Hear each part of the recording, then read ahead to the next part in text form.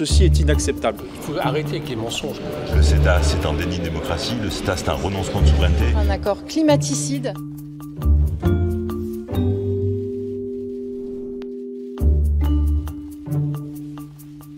Ces derniers jours, vous avez probablement entendu parler du CETA, cet accord de libre-échange entre le Canada et l'Union européenne. S'il a déjà été signé au niveau européen en 2017, sa ratification en France fait polémique, à gauche comme à droite. On vous explique pourquoi. S'il devait y avoir un acte 2 du quinquennat sur l'écologie, il n'y a pas de ratification du CETA, qui est un accord climaticide qui va augmenter les émissions de gaz à effet de serre et qui soutient un pays qui exploite les sables bitumineux en Alberta. C'est une catastrophe écologique majeure. Pour une partie de ses opposants, le CETA représenterait un danger pour l'écologie. Premièrement, parce qu'avec des droits de douane supprimés sur 98% des produits échangés, les exportations entre les deux continents généraient davantage de gaz à effet de serre. Et puis il y a aussi le pétrole, notamment le pétrole issu des sables bitumineux au Canada. Sa technique d'extraction a déjà des conséquences sur l'environnement dans l'état d'Alberta. Et puis il faut savoir que depuis la signature de cet accord en 2017, les exportations de pétrole du Canada vers l'Union européenne ont déjà augmenté de 63%.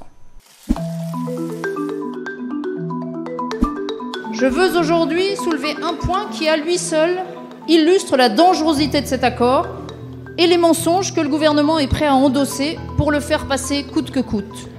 Il s'agit de l'utilisation des farines animales. Aucune clause de l'accord CETA ne permet d'imposer en effet cette interdiction à nos importations.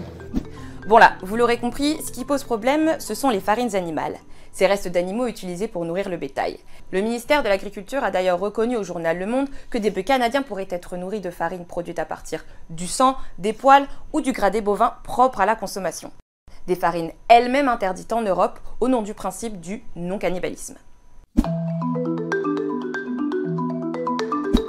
Ceci est inacceptable pour des raisons sanitaires et pour des raisons aussi économiques. On ne peut pas demander à nos agriculteurs d'avoir des normes sociales, environnementales et sanitaires performantes et dans le même temps accepter l'importation de viande bovine qui ne respecterait pas ces normes-là.